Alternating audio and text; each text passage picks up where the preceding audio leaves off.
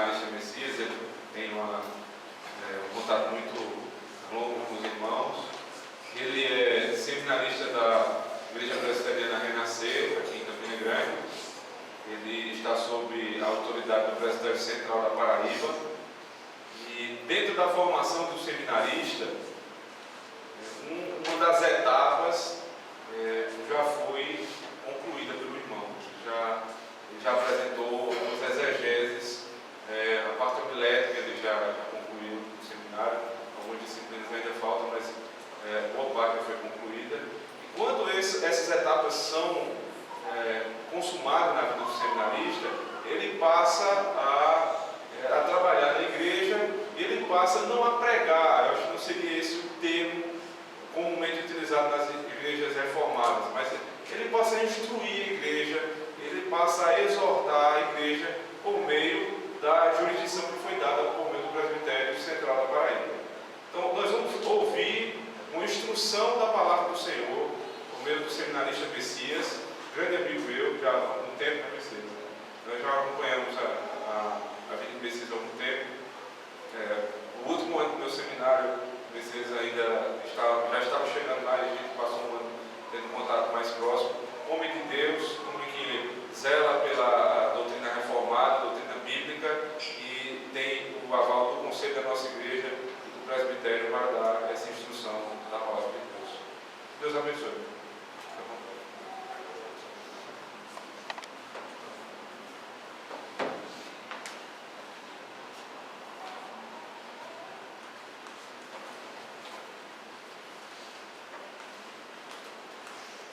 Queridos irmãos, a graça e a paz do Senhor Jesus Cristo. Amém. Eu fico muito feliz pela honra que é concedida pelo reverendo Augusto. Enquanto nós somos seminaristas, sentimos um pouquinho o peso da responsabilidade de ministrar a palavra do Senhor. Sempre, em qualquer ocasião, ministrar a palavra do Senhor é uma responsabilidade. E conhecendo o reverendo Augusto, sabendo o quão grande o Senhor tem sido mostrado nessa igreja, a forma como a sua graça tem alcançado esse rebanho, através da boa ministração da palavra, da condução e da gestão dessa igreja. Eu fico muito feliz em vir aqui trazendo também comigo o abraço do reverendo Patrick e do Conselho da Igreja Presbiteriana Renascer, a toda a igreja, ao Conselho, ao reverendo Augusto, e sintam-se abraçados pela liderança da Igreja Presbiteriana Renascer. Eu quero convidar os irmãos nesse momento, sem mais delongas, para que abram o texto de João no capítulo 6. Nós vamos ler uma parte da narrativa do texto de João, capítulo 6, a partir do verso 37 até o versículo 40.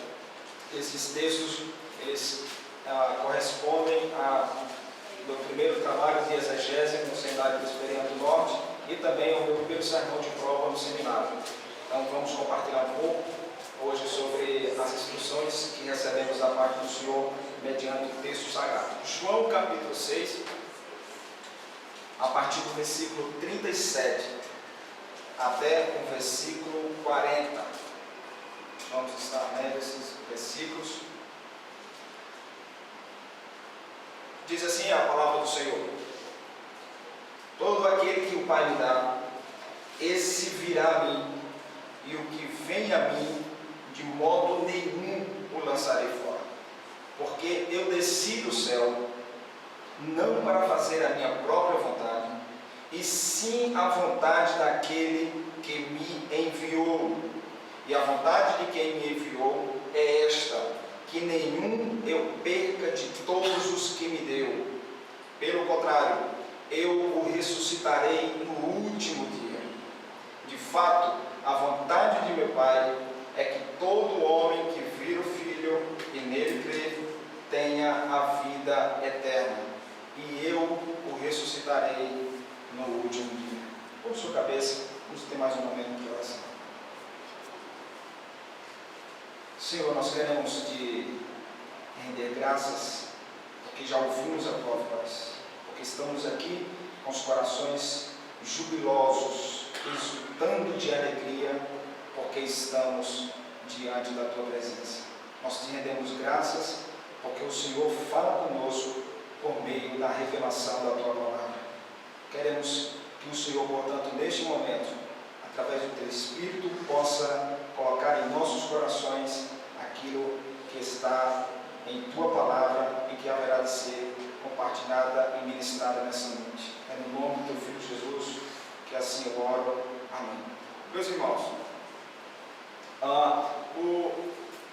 o texto bíblico de João, essa perícope que nós acabamos de ler, está dentro de uma narrativa que ela é interrompida. João está escrevendo uma narrativa e ela é interrompida pelo discurso de Jesus. Esse é o momento em que João está falando sobre toda a estrutura do que Jesus havia comentado antes sobre o significado de ser o pão do céu, o pão da vida. Os versículos anteriores de todo o capítulo 6, você vai observar que João está descrevendo uma narrativa que ela é encontrada em outros evangelhos, mas especificamente nesses momentos que nós lemos aqui do versículo 37 até o 40, somente João faz menção desse episódio. Nós vamos encontrar o milagre da multiplicação dos pães lá nos outros evangelhos, em Lucas, em Mateus, mas esse momento em que João está fazendo menção do discurso de Jesus sobre o significado dele ser o pão vivo que desceu do céu, nós encontramos aqui uma afirmação de Jesus que nos leva a meditar num tema que é muito importante. Lembram-me aqui do sínodo de Dort, porque o que vamos tratar nessa noite tem a ver com algumas questões que permeiam ainda o seio da igreja. E eu lembro-me do sínodo de Dort, muito conhecido dos irmãos, acredito, que basicamente em meio ali do século 1619 é instalado o sínodo de Dort na Holanda, convocado pelos Estados Gerais da Holanda, alguns representantes cristãos, e esse sínodo de Dort, ele está sendo instalado para refutar os 5 pontos do arminianismo. Como é sabedor de todos, nós temos os 5 pontos do calvinismo, e por isso, por causa dos 5 pontos do calvinismo, é do conhecimento de cada um de nós que esses 5 pontos que foram elaborados pelos teólogos calvinistas, ele refuta, ele contrapõe os 5 pontos do arminianismo. Eu não vou falar aqui sobre os 5 pontos do arminianismo e nem sobre os 5 pontos do calvinismo, mas eu quero chamar a atenção para o fato de que o último ponto do calvinismo, do arminianismo, ele trata de uma questão que está ligada à perseverança dos santos. E com isso, a perseverança dos santos, o arminianismo, diante do teólogo que encabeça esse pensamento teológico que é conhecido como Jacó Arminio, não precisamente ele, mas os seus alunos, eles formulam que a perseverança dos santos, que é o último ponto que eles abordam, o 5º ponto, melhor dizendo, eles formulam que é possível que um cristão ele decaia da graça e que ele, incorrendo em algum tipo de decisão acerca de aceitar a Cristo ou não, ele pode incorrer num estado de queda de graça e não se levantar e perder a sua salvação. Isso é contraposto pelo ponto, o 5º ponto do calvinismo, que diz que não tem condições daquele que de fato foi eleito pelo Senhor, daquele que de fato foi alcançado pela graça do Senhor, ele não pode incorrer na queda da graça, embora a Confissão de Fé de Westminster, no capítulo 17, na primeira sessão, afirme que ainda que os eleitos venham cair em um ato de pecado, de alguma forma o Senhor usará aquele momento ali para fins santos, justos e gloriosos, para fazê-lo conhecer muitas vezes o poder do pecado, para torná-los mais vigilantes. Isso aí nós lemos na Confissão de Fé de Westminster, no capítulo 5, que fala da providência, a doutrina da providência. Então, dado esse panorama, eu quero convidar os irmãos a meditar hoje sobre o tema Fundamentos da Preservação dos Eleitos. E aí eu quero que que você curve sua cabeça, que você olha aí para o texto, o versículo 37. Nós vamos olhar aí o primeiro momento, que é o primeiro fundamento da preservação dos eleitos. O versículo 37 vai nos mostrar que a preservação, o primeiro fundamento da preservação dos eleitos é a soberana eleição do Pai. Versículo 37. Deixa eu botar aqui.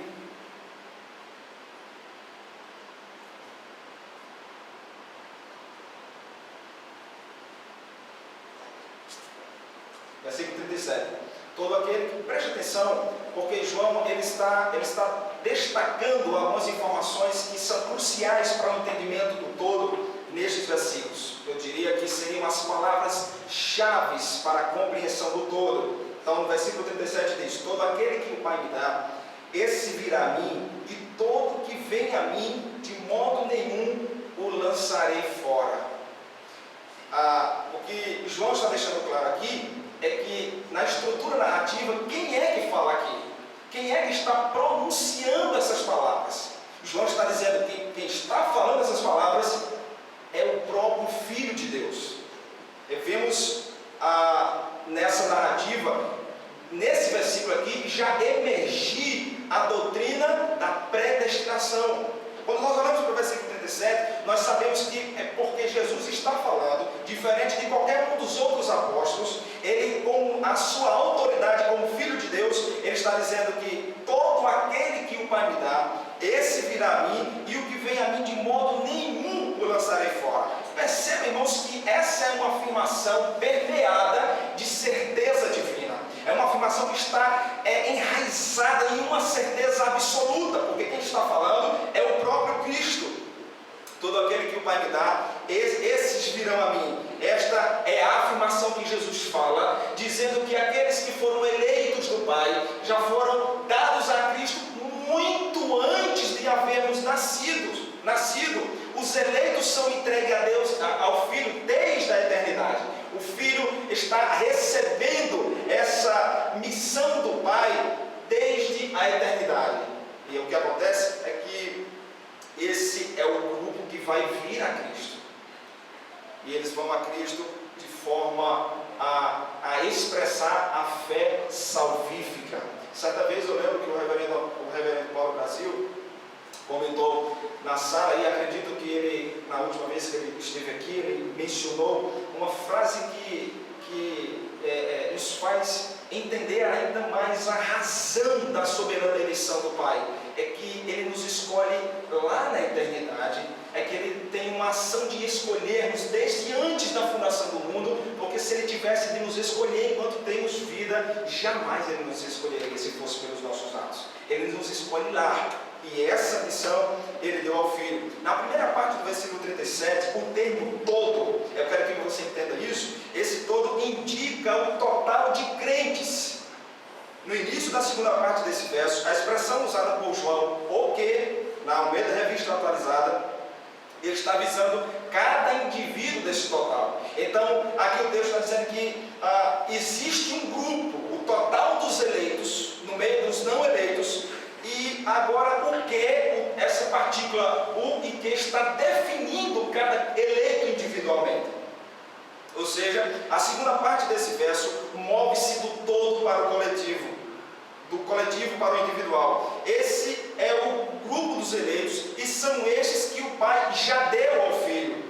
Antes do início dos tempos, antes que tudo fosse formado, antes de alguém vir a Cristo, todos os que creem em Cristo hoje já haviam sido dados a Ele desde a eternidade.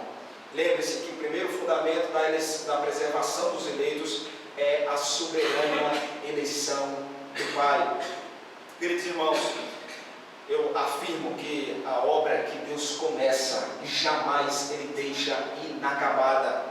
E eu quero que você entenda isso, porque a obra de Deus é perfeita. Essa afirmação, ela é endossada pelo que o apóstolo Paulo fala na sua carta de Filipenses, no capítulo 1, no verso 9, que ele diz assim: estou plenamente certo de que aquele que começou a boa obra em vós, há de completá-la até o dia de Cristo. Irmãos, entenda que a obra que Deus começa a fazer é uma obra que Ele nunca deixa inacabada. Se fôssemos olhar para a obra da criação, Ele, em 6 dias Ele cria todas as coisas, no 7º dia Ele descansa, mas Ele completou a obra que Ele fez. E quando nós entendemos essa imagem aí, quando Ele cria todas as coisas, e que agora a obra da salvação, Ele começa a trabalhar para que os seus eleitos possam ser salvos por meio do seu Filho, Ele jamais começa uma obra da qual Ele deixa essa obra inacabada.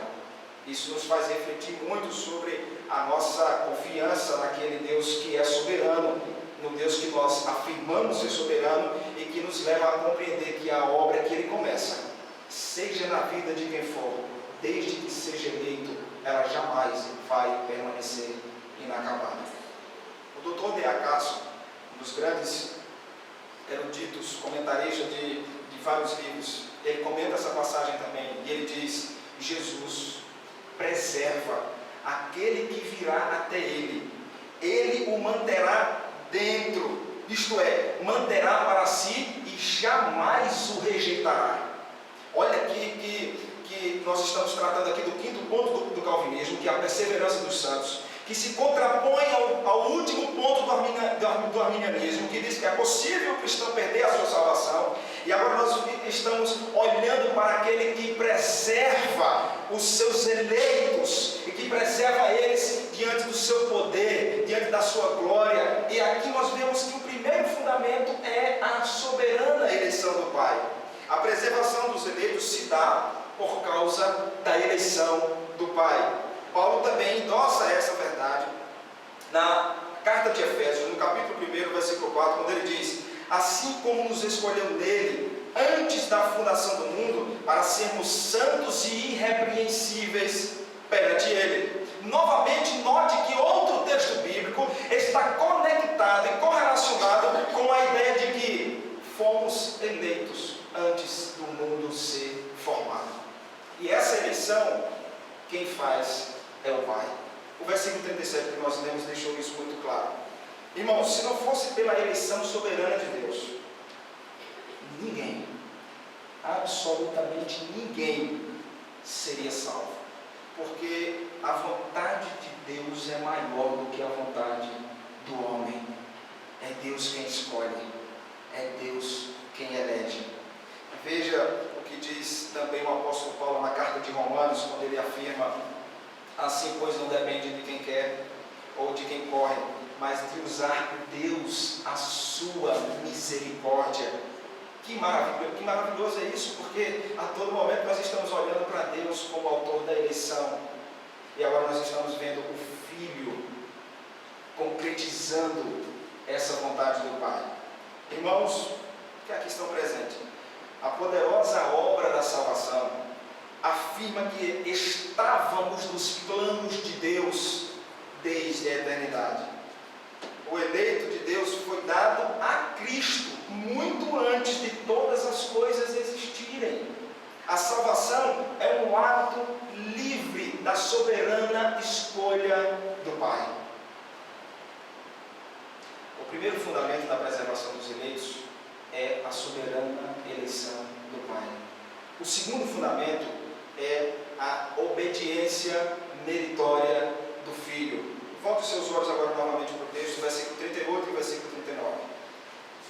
Diz assim: porque eu desci do céu, não para fazer a minha própria vontade, e sim a vontade daquele que me enviou.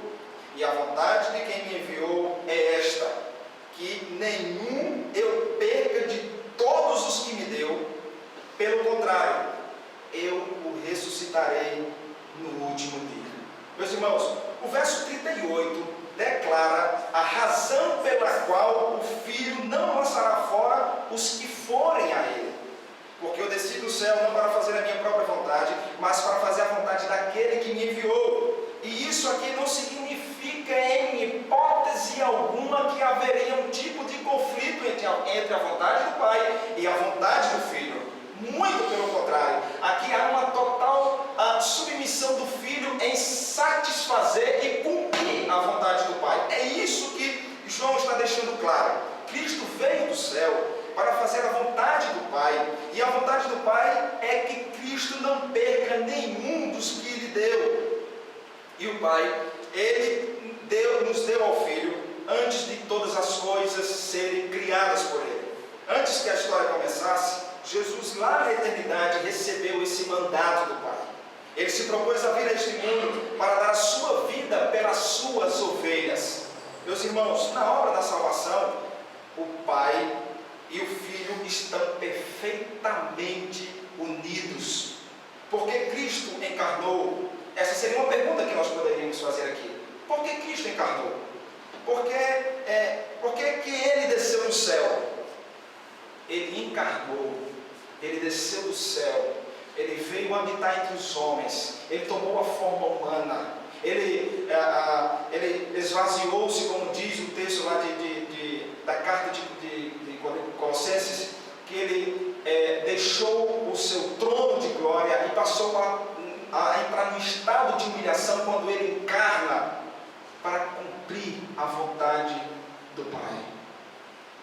Ele veio para cumprir a vontade do Pai, e a vontade do Pai é que o seu filho não perdesse nenhum dos que ele havia recebido, é o que afirma o versículo 39. Ou seja, ele não rejeita nenhum dos eleitos que vão até ele. As ovelhas não se perdem, porque ninguém pode tirá-las das mãos de Cristo, assim como também elas não podem ser tiradas das mãos do Pai.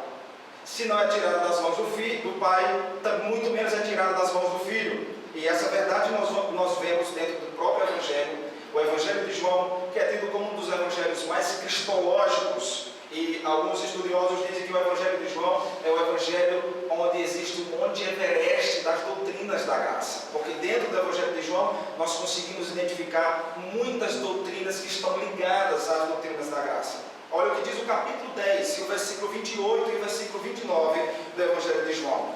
Eu lhes dou a vida eterna, jamais perecerão, e ninguém as arrebatará da minha mão. Aquilo que o meu Pai me deu é maior do que tudo, e da mão do Pai ninguém pode arrebatar.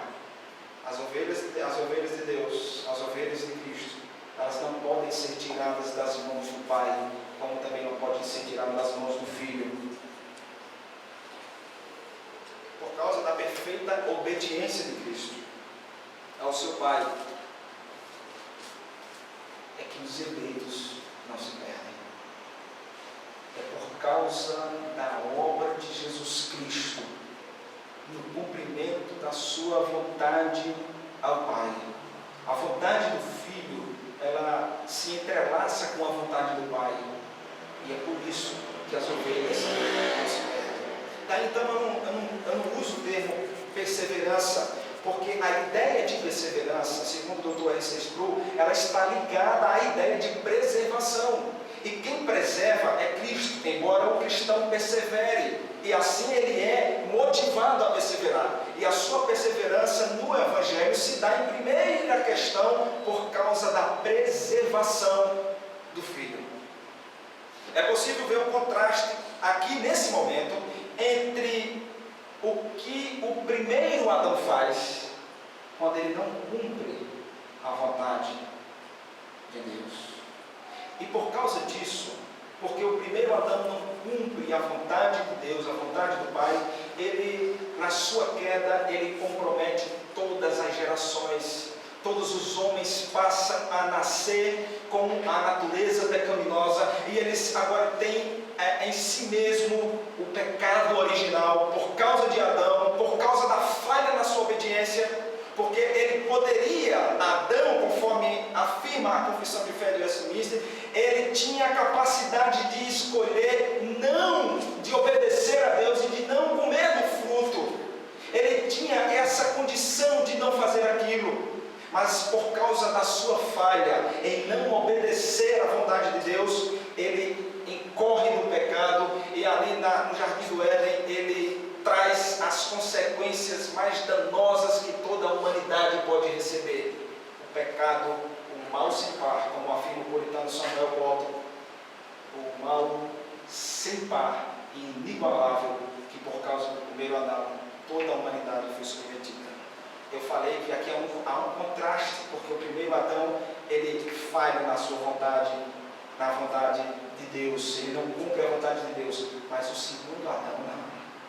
O segundo Adão, ele obedeceu toda a vontade do Pai. É por isso que esse segundo ponto aqui, ele diz que é a vontade meritória do Filho, porque ele obedeceu totalmente.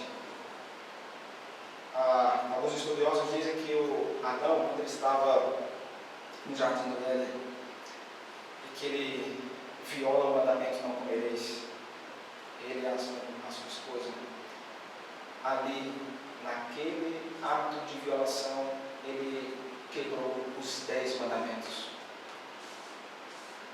Nós olhamos para o segundo Adão, Adão no paraíso, Adão no jardim, num momento de gozo e alegria total com o seu Criador, gozava da perfeita comunhão com o Senhor. Ele viola a sua vontade e quebra os mandamentos. Agora, nós vemos Cristo no deserto, num estado hostil, um estado em que ele jejuava. Cristo, ele obedece toda a vontade de Deus, obedece à vontade do seu Pai, e é porque ele cumpre a vontade do Pai que nós entendemos porque nós somos preservados. A infidelidade do primeiro Adão levou à queda da humanidade, mas a fidelidade do segundo Adão estendeu a bênção do cumprimento da lei a todos os filhos da graça. Certa vez, um grande pregador, um pregador escocês, chamado Ebenezer, ele visitou uma mulher em seu leito de morte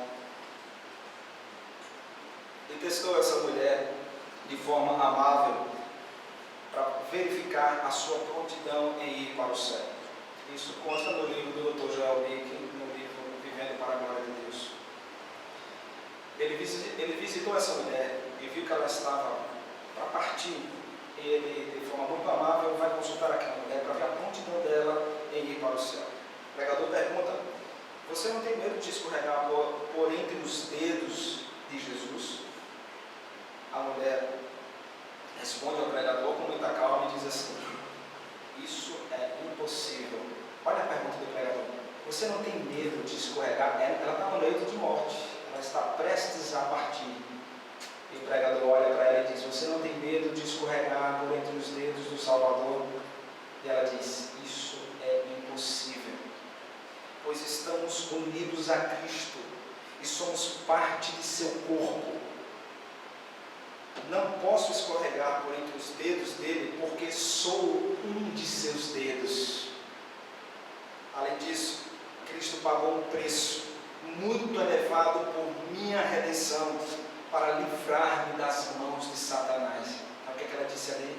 Eu faço parte do corpo de Cristo. Como eu posso escorregar por entre os dedos do meu Salvador se eu estou ligado a Ele, se eu estou unido a Ele? O pregador escuta com muita atenção e ela continua suas palavras dizendo: se eu me perdesse, eu perderia mais do que eu mesma. Eu perderia a minha salvação, Cristo perderia a sua glória, porque uma das suas ovelhas estava se perdendo. Lembra qual é a vontade de Deus para com o seu filho? Para que ele não perca nenhuma das suas ovelhas. Uma possibilidade, irmãos, de Cristo perder aqueles que foram levados a Ele. Há um pastor inglês chamado Edward Mott. Ele diz: minha esperança está nada menos que no sangue de Jesus e na sua justiça. No melhor do meu ser não ouso confiar. Não confia nas suas obras de justiça. Não confia em tudo que pode ser feito para alcançar a salvação. Ele continua dizendo: mas de todo me apoio no nome de Jesus Cristo. Em Cristo, a sólida rocha, me firmo. Toda outra base é areia movediça.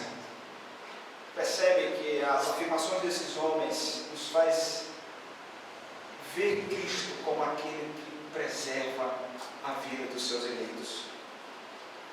Tem uma parte de uma música do teólogo e compositor Augustus Topley. Ele diz assim: cada indivíduo da humanidade, por quem Cristo obedeceu e por quem ele sangrou, certamente será salvo por sua justiça e morte, e sem a exceção de nenhum dos redimidos, considerando que Cristo pagou a dívida da perfeita obediência e o sofrimento penal. É Cristo descendo do céu, encarnando, obedecendo totalmente à vontade do Pai, e a sua obra ganhando a força e os méritos pelos quais eu e você somos preservados pelo Filho de Deus. A esse respeito, quão profunda foram as palavras do puritano Christopher Lloyd. Ele disse, morreu aos seus 33 anos, ele disse: se os eleitos merecessem, Jesus seria muito infiel ao seu Pai, porque Deus, o Pai, deu este encargo a Cristo: preservasse seguros todos os que Ele, o Pai, escolheu para trazê-los ao céu. Meus irmãos, Jesus não perdeu nenhum dos que lhe foi dado. E o caso de Judas não é que alguém pode perder ou se perder na preservação. Não há como olhar para o caso de Judas e dizer que Cristo falhou na sua missão, porque Judas não era um dos eleitos. No capítulo 17, na oração sacerdotal de Jesus, onde ele intercede, no seu primeiro momento ele tem um diálogo com o Pai. Na primeira sessão. Na segunda sessão do capítulo 17, Jesus intercede pelos seus discípulos imediatos. Na terceira sessão do capítulo 17, Jesus intercede por aqueles que viriam até Ele. Mas no capítulo 17, no versículo 12, olha o que é que João diz: quando eu estava com eles, guardava-os no teu nome, que me deste, e protegi-os, e nenhum deles se perdeu, exceto o filho da perdição, para que se cumprisse a Escritura. Meu amado, veja que todas essas verdades nos levam a compreender que nenhuma ovelha de Cristo poderá se perder. Cristo não perderá nenhuma das suas ovelhas, porque Ele é um Salvador perfeito, porque Ele é um Salvador glorioso. É Cristo quem dá a segurança de plena e total, a segurança plena e total de salvação para todos aqueles que foram levados a crer nele. Meus irmãos, eu queria olhar para você e dizer que a sua confiança em ser preservado, em hipótese alguma, ela deve repousar na sua força. Ela não repousa na sua força, pois não depende da sua capacidade, nem da minha, nem menos da nossa capacidade intelectual ou instrução bíblica para que sejamos preservados. Não depende do seu poder, muito menos das suas mais poderosas habilidades espirituais para conseguir caminhar sendo preservado. Sua confiança, por outro lado, deve repousar plenamente no poder e nos méritos vicários da pessoa bendita do nosso Senhor e Salvador Jesus Cristo. É por causa dele que nós somos preservados.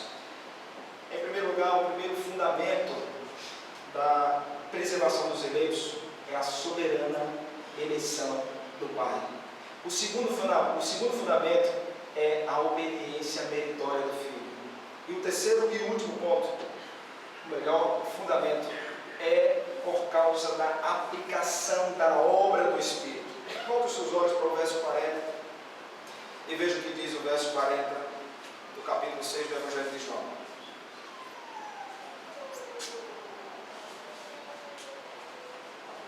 De fato, a vontade de meu Pai é que todo homem que vir o Filho e nele crer tenha a vida eterna, e eu o ressuscitarei no último dia. Aqui no versículo 39, algo mais é acrescentado ao que já foi declarado nos versículos precedentes, a respeito da vontade do Pai, que é executada pelo Filho. Nos versículos anteriores, o texto diz que o Filho dá as boas-vindas àqueles que são levados, que são dadas pelo Pai. O texto acrescenta que Ele os guardará até o fim. Essa é uma característica também da preservação dos eleitos. Esse acréscimo é muito confortador. Por quê? Porque no versículo 39 e no versículo 40 há uma informação completamente indispensável também para se entender a preservação dos eleitos. Cristo está dizendo que Ele mesmo ressuscitará os seus eleitos no último dia. A ideia é que o eleito será guardado e protegido até o fim. Qualquer que for Jesus, o Filho de Deus, com os olhos da fé e nele crer, terá a vida eterna.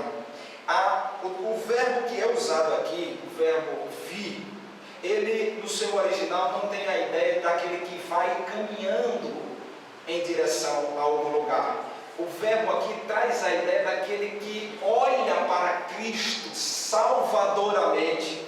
Esse é o ato que o Espírito Santo faz quando ele leva os seus eleitos a Cristo. E você pode já começar a pensar que há uma perfeita unidade na Trindade quanto à preservação dos eleitos. Porque o Pai trabalha, o Filho também e o Espírito Santo também assim faz. Essa é a fé salvadora, é a obra do Espírito Santo. É Ele quem habilita os eleitos a crerem em Cristo. É Ele quem aplica a obra de Cristo no coração do eleito. Esse verbo olhar, como eu falei, não é meramente ver a Cristo. Lembrem que o capítulo 6 de João, ele diz que muitos foram a Cristo por causa da multiplicação dos milagres que ele havia feito. E muitos dos que estavam ali não olhavam para Cristo de forma salvadora. Eles estavam ali por causa do poder de Jesus Cristo de fazer milagres. Isso é o que diz os versos anteriores aos versos que nós lemos. Ninguém pode crer no Filho sem que antes tenha sido regenerado pelo Espírito Santo. Irmãos, o entendimento de que fomos eleitos desde a eternidade e por causa da obra de Cristo nós somos preservados. Mas há uma obra que é o Espírito Santo quem faz, a obra da regeneração, que o homem não pode se regenerar a si mesmo. Ele depende exclusivamente da ação regeneradora do Espírito Santo. E é por isso que a Confissão de Fé de Westminster afirma no capítulo 14, na seção 1, o seguinte: a graça da fé pela qual os eleitos são habilitados a crer para a salvação das suas almas é a obra que o Espírito de Cristo faz no coração deles e é ordinariamente operada pelo ministério da palavra, por esse ministério, bem como pela administração dos sacramentos, pela oração, e pela oração ela é aumentada e fortalecida. Veja o que diz os nossos símbolos de fé. A toda hora eles afirmam o quanto a doutrina da soberania de Deus, da salvação, dos decretos, da providência, da perseverança estão ligadas inteiramente aos atos soberanos de Deus, de Cristo e do Espírito Santo. Como essa operação do Espírito Santo também é misteriosa, como também ela é poderosa, como é irresistível o ministério do Espírito Santo no novo nascimento. Ele não pede permissão ao ser humano, o Espírito Santo concede permissão para o homem. É o Espírito soberano de Deus, tão soberano como Deus o Pai, como Deus o Filho. Ele é soberano, e é também no Evangelho de João, no capítulo 3, que nós vemos essas afirmações ganharem força. O Evangelho de João, no capítulo 3, no verso 8, ele diz, João diz assim, dizendo o que o próprio Cristo falou, quando ele se encontrou com Nicodemos: o vento sopra onde quer, ouves a sua voz, mas não sabes de onde vem, nem para onde vai. Assim é todo aquele que é nascido do Espírito. Nós vemos emergir no capítulo 3 de João a grande doutrina da regeneração. João, ele usa uma figura de linguagem, ele está comparando a ação do Espírito Santo com o vento, porque o vento sopra onde quer. O vento não pede a sua permissão nem a minha, o vento tem uma mente própria, se assim pudermos dizer. Os homens da televisão podem até fazer a previsão do tempo, mas o vento sopra onde quer. Ele é dirigido pelas mãos de Deus, como soberano de toda a terra. E você ouve a sua voz, mas você não consegue ver o vento, mas você consegue sentir a força do vento. Porque quando o vento sopra, e nós temos até conhecimento de quão forte é a força dos ventos que se transformam em grandes furacões, em grandes e poderosos furacões que passam por lugares e devastam tudo. E onde eles passam, arrancam tudo, sua força é maior do que tudo que está no seu caminho. O que acontece quando os furacões se formam? Eles arrancam árvores que estavam ali por séculos. O oceano é lançado para dentro da terra seca. Os navios acabam chegando ao centro da cidade. As pessoas encontram as suas posses a quadras de distância. Quando esses ventos sopram, quando esses ventos conseguem formar grandes furacões, essas coisas acontecem. Às vezes centenas e centenas de pessoas são mortas por causa da força desses ventos, desses furacões. E por causa dessa ilustração, que você consegue observar quão poderosa é a força do vento, eu quero dizer para você que mais intensa ainda é a força do Espírito Santo de Deus. Como disse o pastor americano Steve Laus, ele diz: quando ele sopra no coração de uma pessoa, essa afirmação é fantástica. Olha o que ele diz: quando ele sopra no coração de uma pessoa, ele não bate na porta e fica esperando que ele abra a porta. Quando o Espírito Santo vem, quando o Espírito Santo chega, quando ele vem para fazer a obra da regeneração, ele não bate na porta, ele derruba a porta e entra aplicando a obra de Cristo no coração daquele Filho de Deus, do seu eleito. Essa é a obra da regeneração, que a ação soberana do Espírito Santo não depende do homem, ela depende somente do seu poder soberano de querer, no lugar que quiser, encontrar os seus eleitos e transformá-los e regenerá-los, tal qual a imagem de Cristo. O famoso escritor Joel Bick, quanto ao que está sendo argumentado, ele diz: os pastores batem na porta do coração dos homens, o Espírito vem com a chave e abre a porta do coração. A expressão ressuscitarei no último dia, que é repetida nos versículos 39 e no versículo 40, tem ligação com a ressurreição final, concedida a todo aquele que olhar para o Filho e nele crer. Por isso que o verbo lá não tem entendimento de que ele foi somente a Cristo, é aquele que olhou e creu nele como Salvador. Esta expressão ganha força para aqueles que creem, e os que creem terão a vida eterna. Quem poderá crer em Cristo se não for aquele que já tenha sido regenerado pelo Espírito Santo de Deus? Por isso que nós muitas vezes nos perguntamos como tantas pessoas, às vezes tão boas, elas não conseguem crer na obra do Salvador de Cristo. Ou como pessoas tão ímpias não se arrependem dos seus pecados e continuam na prática da impiedade. Eu poderia trazer aqui diversas situações em que o Brasil passa e que recentemente aconteceu nos Estados Unidos. Querido irmão, aonde o Espírito Santo não vai por intermédio da pregação do Evangelho, aonde o Espírito Santo não chega, não há a menor possibilidade de transformação e regeneração. A vida eterna aqui é mais do que mera existência, quando João diz: aquele que crê terá a vida eterna. É primariamente a passagem da condenação para a aceitação, da morte para a vida. O termo todo, novamente usado por João, aqui usado, ele está no masculino singular, e quando Jesus diz: eu o ressuscitarei no último dia, ele está falando de cada crente individual, como no versículo 37. A mesma palavra todo lá é usada novamente aqui, o todo, e o ressuscitarei, identificando que Cristo ressuscitará cada crente que ele escolheu. Veja, meu irmão, que verdade consoladora, pois essa preservação de cada indivíduo no coletivo dos eleitos inclui também a ressurreição do último dia. A comunidade dos eleitos como um todo, cada membro da comunidade individualmente, foram dados pelo Pai ao Filho, e estes serão guardados em segurança pelo Filho até consumar-se a vida ressurreta no último dia. Uma das pregações do grande pregador chamado Charles Spurgeon, ele falou sobre a ressurreição, algo muito importante. Ele destacou aí uma das suas pregações dizendo, o filósofo disse que como é possível, ele questiona, como é possível que Deus deva desenterrar cada partícula do corpo humano? Spurgeon trata da ressurreição e ele faz menção do que um filósofo falou, como Deus desenterrará cada partícula do corpo humano.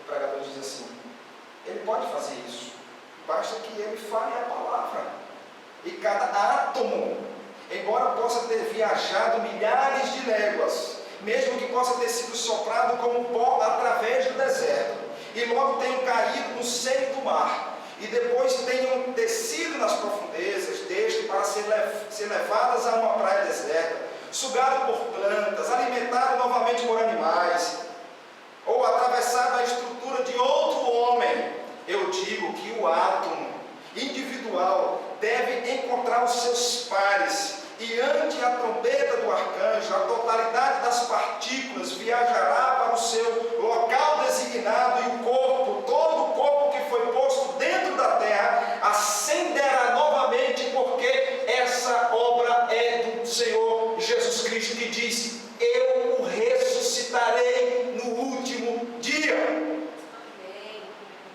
Que obra maravilhosa, porque nós não somos preservados somente enquanto temos vida aqui. E ainda, como eu disse no início, olha que venhamos a cair em certos pecados, não nos confere isso a perda da salvação, porque muitas vezes, até pela providência divina, Deus nos permite passar por certos momentos de aflição, do qual o pecado possa nos trazer, para que saibamos quão doloso é o pecado, para que saibamos quão horrendo é violar a lei de Deus, para que sabemos andar de forma vigilante diante dos mandamentos e preceitos que o Senhor estabelece em sua palavra, para que tomemos consciência de que violar a lei de Deus e incorrer no pecado é também um ato que nos torna dignos de receber a ira de Deus, mas ela é aplacada porque o Senhor Jesus Cristo já recebeu toda a ira do Pai e satisfez toda a justiça de Deus quando ele disse, Pai, se possível for, passa de mim esse cálice, mas ele bebe todo o cálice da ira de Deus. Muitas vezes a nossa vida, quando nós corremos ao pecado, o Senhor deseja nos ensinar muitas coisas, para que aprendamos tudo isso que foi falado. Somos motivados diariamente a permanecer perseverando,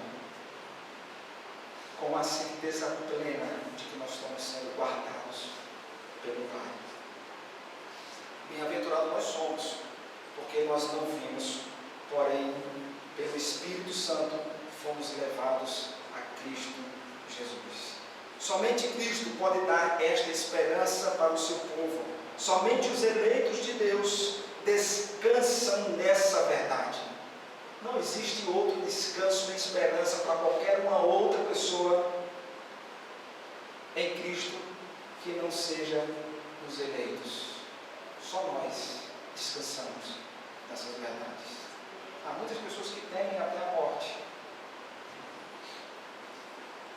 mas nós descansamos nessa verdade, porque sabemos que se o dia que chegar a nossa vez, nós haveremos de estar com o Senhor para sempre na glória, por causa da obra do Pai, da obra do Filho e da obra do Espírito Santo.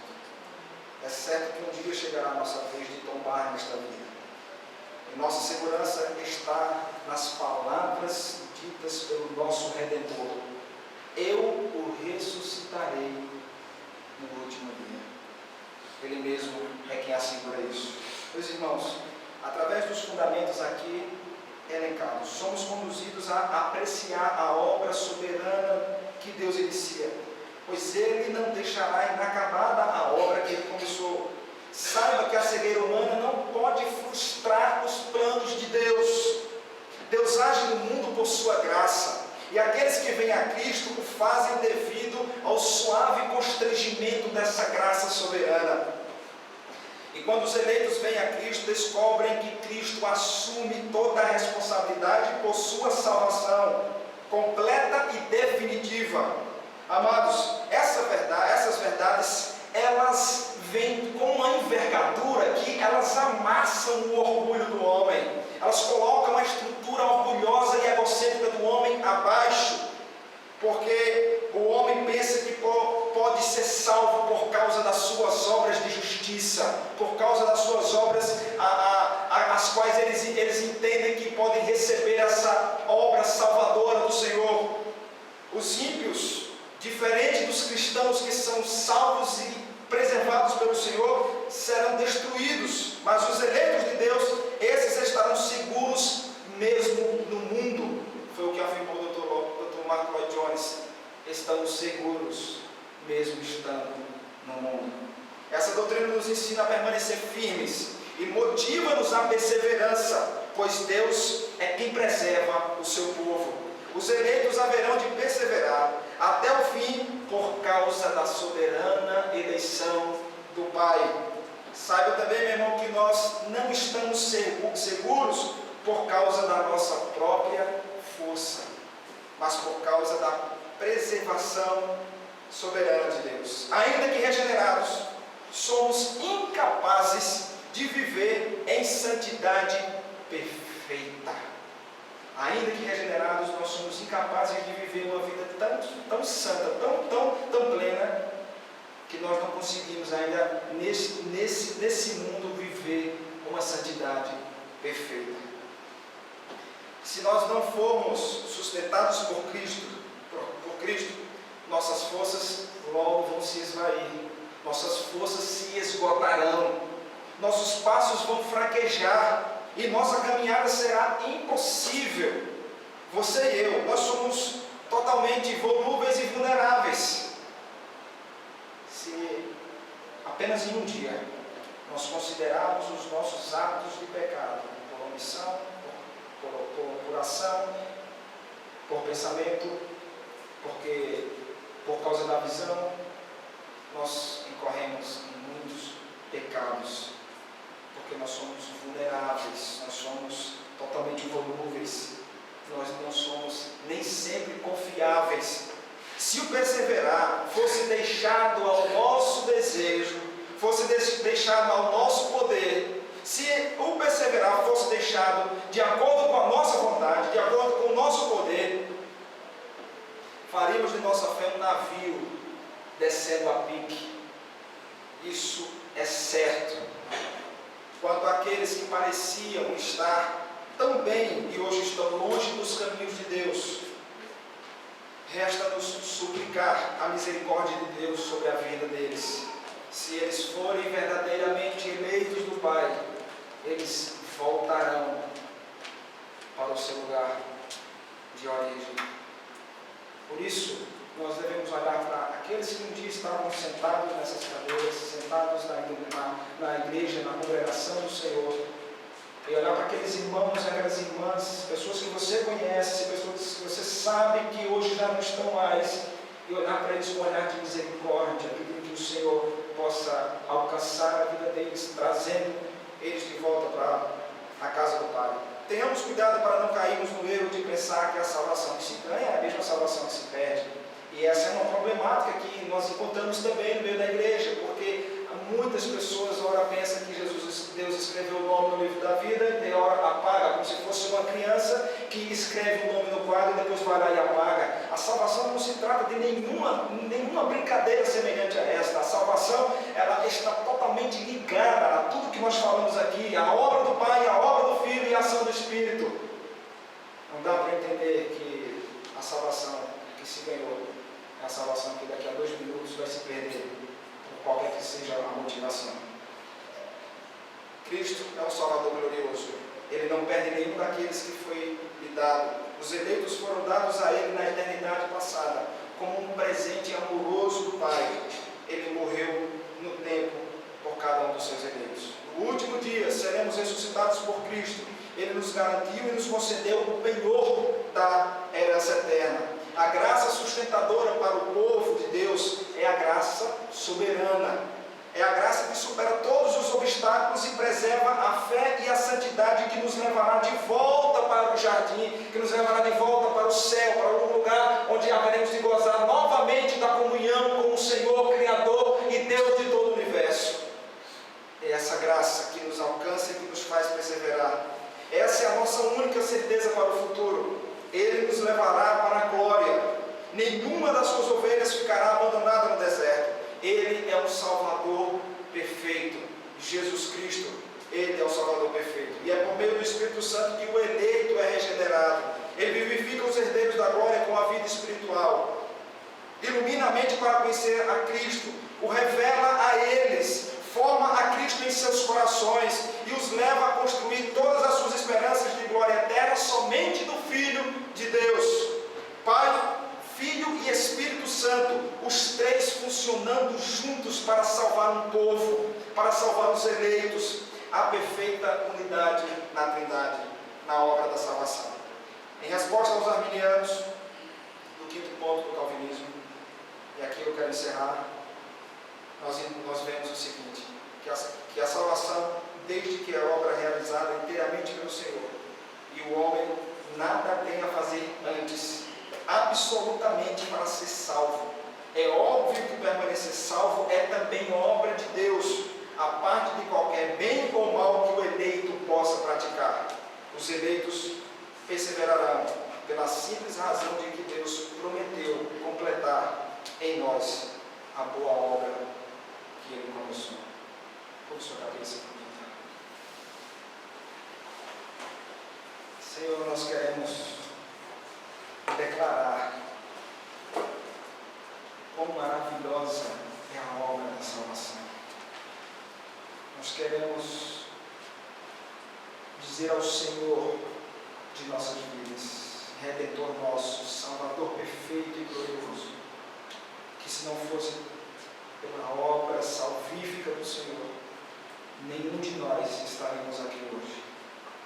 Nós te rendemos graças, porque através da total ação da Trindade, nós nos encontramos aqui. Ainda que fracos tantas vezes na nossa caminhada, somos motivados pelo Teu Espírito, somos levados a compreender a grandeza e a apreciar como poderosa é a obra da salvação em nós.